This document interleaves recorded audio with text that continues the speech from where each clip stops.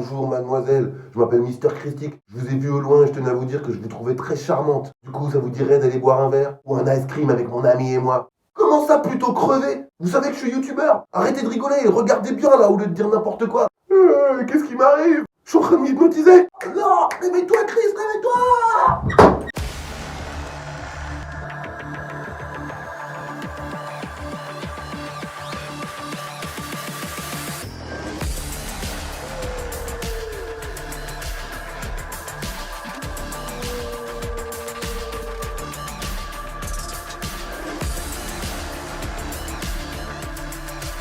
Bonjour et bienvenue dans les critiques christiques, j'espère que t'es bien installé. Moi, toujours pas. J'ai tenté d'hypnotiser la production pour avoir de nouveaux sièges. Je pense qu'ils se sont réveillés au moment où j'ai dit je veux une limousine avec chauffeur et 3 assistants pour mes vidéos. Blague à part, ça fait longtemps que je voulais parler du dernier film de Robert Rodriguez, Hypnotique. On parlera de Napoléon plus tard, Dédé. On n'a pas vu le film, je peux faire la critique. Je t'avais promis. Paye-moi la place et on verra pour la critique, ok? Va plutôt ranger ta cage. Ça commence à sentir dangereusement le poney là-dedans. Allez, la suite.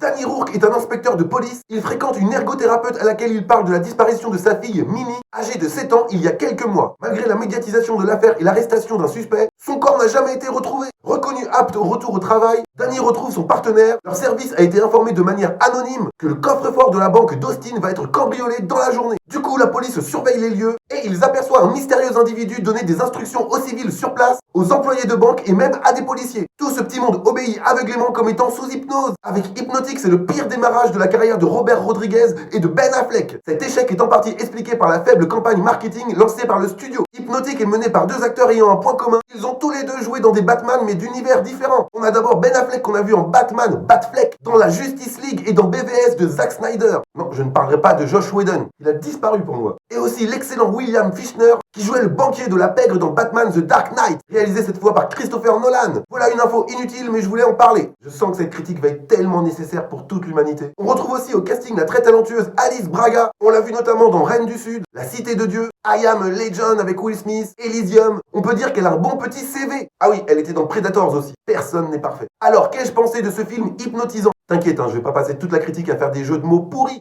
J'ai plutôt apprécié, il y a pas mal d'inspiration. L'idée de base est très plaisante, il y a un bon mélange d'effets visuels et d'ingéniosité. On retrouve beaucoup d'influence, peut-être même un peu trop. On sent l'amour que porte Robert Rodriguez au cinéma de Hitchcock. On peut par exemple penser à un Sueur froide et dans un registre plus actuel à Inception de Christopher Nolan. Encore lui. D'ailleurs, en dehors du budget un peu limité, on pourrait croire que Hypnotique a été réalisé par ce dernier, tellement les ressemblances sont frappantes. Le film comporte beaucoup de rebondissements au fur et à mesure que l'intrigue progresse. C'est assez divertissant, mais le scénario souffre d'une certaine maladroitesse. Maladroitesse? Ah oui, maladresse. Voulant nous surprendre à chaque instant et se rendant parfois complexe inutilement. La même chanson aurait pu être fredonnée de façon plus simple. Sous les aspérités absentes et désenchantées de nos pensées iconoclastes et désoxydées. Je ne dis pas que c'est difficile de suivre, mais on est obligé d'être hyper attentif pour au final tout comprendre du premier coup, sans être forcément très attentif. Trop bizarre. Du coup, on ressent un léger poids alors que ça aurait pu être plus fluide. La colorimétrie du film est assez sobre et la mise en scène possède quelques fulgurances. Mais ça reste relativement classique pour ce genre d'œuvre. Une note positive quant à ce métrage, c'est cette super idée qui est expliquée assez rapidement, à savoir qu'avec des techniques indécelables, hypnotiser n'importe qui, n'importe quand, enfin avec des prédispositions et une bonne formation, juste en parlant, en regardant quelqu'un, sans forcément avoir besoin de lui dire tes paupières sont lourdes. En plus là c'est un niveau ultra élevé que William Fichtner possède, peut littéralement diriger et manipuler quelqu'un et lui faire tout ce qu'il souhaite. C'est un pouvoir très dangereux, très puissant et très discret finalement. Bonjour, papier du véhicule s'il vous plaît. Je vais vous mettre une contravention à 180 €. Bonjour monsieur l'agent, à la place vous allez me faire un sandwich.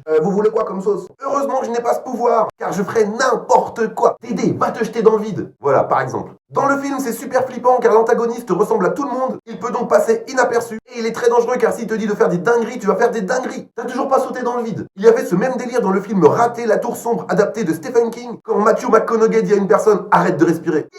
Ou même plus récemment dans la série Gen V, quand Kate, qui a le pouvoir de suggestion sur les autres, dit à son petit frère « Je veux que tu disparaisses ». Sûrement parce qu'il arrêtait pas de l'embêter. À l'heure où je te parle, on l'a toujours pas revu. Bref, je m'égare, mais dans Hypnotique, c'est plutôt bien fait. Après, c'est un petit peu plus compliqué car il y a d'autres éléments qui se greffent à ce pouvoir. En revanche, la seconde moitié du film tente beaucoup trop de choses. Ça part un petit peu dans tous les sens, cette histoire. Ça devient assez brouillon et assez capillotracté. C'est assez dommage car il y a vraiment de quoi faire. Et j'ai d'ailleurs regardé vite fait comment était noté le film. Je trouve ça un petit peu dur. Rotten Tomatoes, c'est 4,7 sur 10. avec 36% d'avis favorables. C'est pas énorme, après c'est pas une science exacte. Quand j'ai démarré le film, je trouvais ça assez fort de café, mais plus j'avançais, plus j'ai compris pourquoi. Robert Rodriguez a même tenté un délire qui s'apparente à une scène de Shutter Island, avec encore un rebondissement compliquant encore plus le récit. Déjà bien endommagé par les directions artistiques qui ont été prises. Et après, pour se dépêtrer de tout ça, bonsoir. La résolution finale ne peut pas être assez satisfaisante. Pour une fois, on avait quelque chose d'assez original, malgré toutes les influences que j'ai citées au début. Ça se tire un peu dans les pattes à la fin. J'ai l'air un petit peu dur, mais j'ai quand même apprécié l'expérience. Je reconnais ma frustration quant à des choix discutables dans ce métrage prometteur, mais je trouve que tous ces rebondissements sont très poussifs. Leur grand nombre fait que chaque orientation prise s'étiole en chemin. Mais il faut reconnaître que Hypnotique est assez agréable à regarder. La direction d'acteur fait le taf. Ben Affleck il est égal à lui-même, même si ses expressions faciales ne sont pas très variées. Alice Braga, quant à elle, est très convaincante et impliquée dans son rôle. Et William Fichtner est très menaçant. Pour conclure, je trouve qu'Hypnotique passe à côté de ses ambitions, même s'il y a pas mal de bonnes choses à se mettre sous la dent. Il surexpose beaucoup trop pour justifier la complexité souvent facultative de l'intrigue. Il y a aussi pas mal de facilités scénaristiques qui m'ont fait sortir pas mal de fois du film. Enfin, je suis resté sur mon siège, mais je suis sorti. Je ne le recommande pas impérativement, mais tu peux le voir, tu vas passer un bon moment quand même. Grâce aux quelques bonnes idées de mise en scène et grâce au concept, bien que ce dernier aurait pu être mieux exploité. Mais ça reste très intéressant comme sujet. Et l'affiche du film est trop stylée, ça donne direct envie de voir. Allez, encore une petite info inutile avant de partir. Au début du film, un des convoyeurs de fond commence à raconter une blague à une collègue, celle d'un homme dans un bar. Il faut savoir que Quentin Tarantino racontait exactement la même blague dans Desperado, qui est un autre film de Robert Rodriguez. Je t'avais prévenu, ça sert à rien. Voilà, c'est tout pour moi, j'espère que tu as apprécié cette analyse.